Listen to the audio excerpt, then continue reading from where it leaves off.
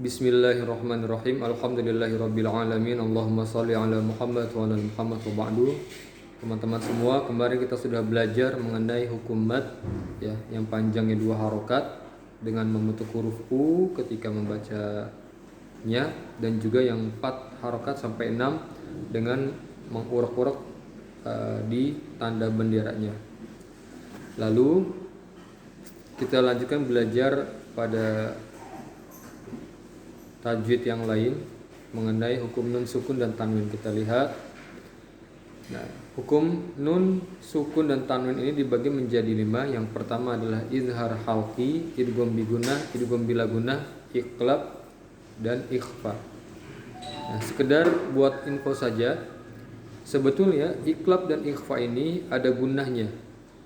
Jadi iqlab bigunah kalau ditulis atau ikhfa bigunah. Kenapa iqlab bigunah tidak ditulis gunahnya? Karena tidak ada iqlab bila gunah, tidak ada ikhfa bila gunah. Jadi maka kata gunahnya itu tidak perlu ditulis karena sudah include gunah di iqlab dan juga ikhfa. Nah, kalau idgham baru ditulis idgham bigunah, idgham bila gunah. Karena ada idgham bigunah dan idgham bila gunah, karena ada lawannya, maka gunahnya ditulis. Jadi ada 2 yang tidak ada gunahnya. Yang pertama adalah izhar halqi, yang kedua adalah idgham bila gunah. Nah, jadi itu yang perlu kita ketahui bersama. Lalu kita lihat hukum yang pertama, yaitu izhar halqi. Izhar halqi adalah apabila ada nun sukun atau tanwin bertemu dengan salah satu huruf hijaiyah yang berjumlah 6 huruf, yaitu A, Ha, A, Ha, Gho, Kho. Nah, huruf-huruf tersebut adalah huruf-huruf yang keluar melalui tenggorokan, ya, dari pangkal tenggorokan, tengah tenggorokan, dan ujung tenggorokan. Karena keluarnya dari tenggorokan maka disebut halqi. Halqi itu artinya tenggorokan. Lalu kita lihat di sini ada contoh-contoh bacanya. Baik, sebelum ke contohnya yang kita akan praktekkan, kenapa disebut izhar halqi? Karena izhar itu artinya jelas. Apa yang jelas? Yaitu bunyi huruf N-nya. Jadi ketika kita lihat pada baris yang pertama di sini ada contoh yang paling sebelah kanan, kufuwan ahad. Jadi kufuwan tanwinnya itu benar-benar dibaca N jelas, bunyi N-nya itu jelas. Kufuwan, dan dia tidak ada panjangnya atau gunahnya. Tidak boleh kufuwan ahad, tidak boleh. Tetapi kufuwan, wan dibaca bunyi N-nya itu jelas, ya, bunyi nun-nya jelas. Kufuwan ahad. Begitu pula di masih baris yang pertama di sebelah kirinya min. Nah, seperti itu ya. Min haitsu. Huruf nunnya benar-benar dibaca huruf N. Min haitsu. Nah, itulah kenapa disebut izhar, karena dia jelas bunyi N-nya. Seperti itu. Nah, kalau di Rosem Utsmani atau Al-Qurani yang terbitan Timur Tengah yang kita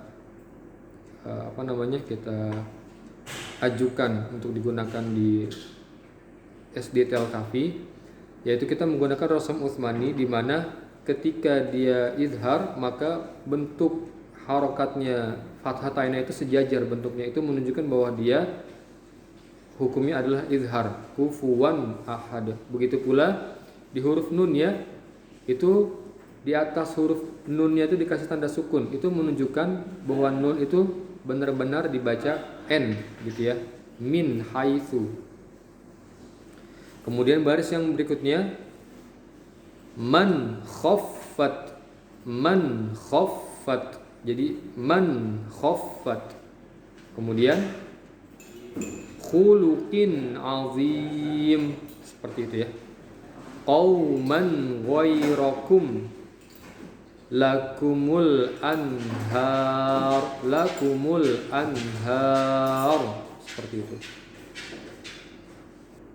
Baik, itu sekilas mengenai izhar halqi. Kita akan praktekkan di surat Al-Kahfi ayat yang ke-75.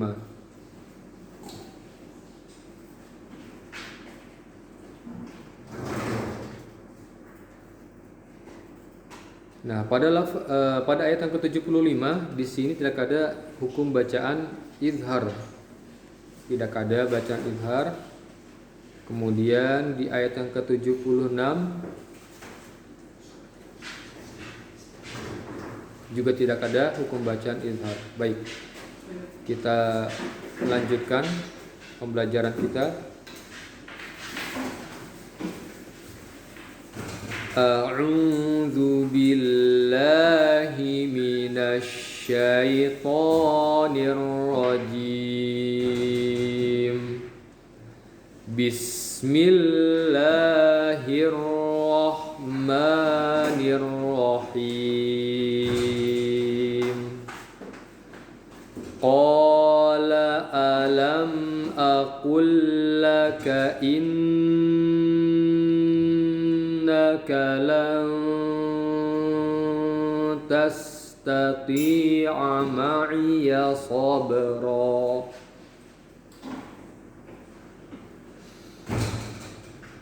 Qala in sa'altuka 'an syai'in ba'daha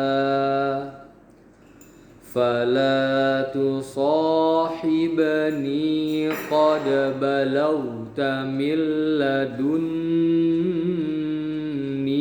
uzra. Sadaqallah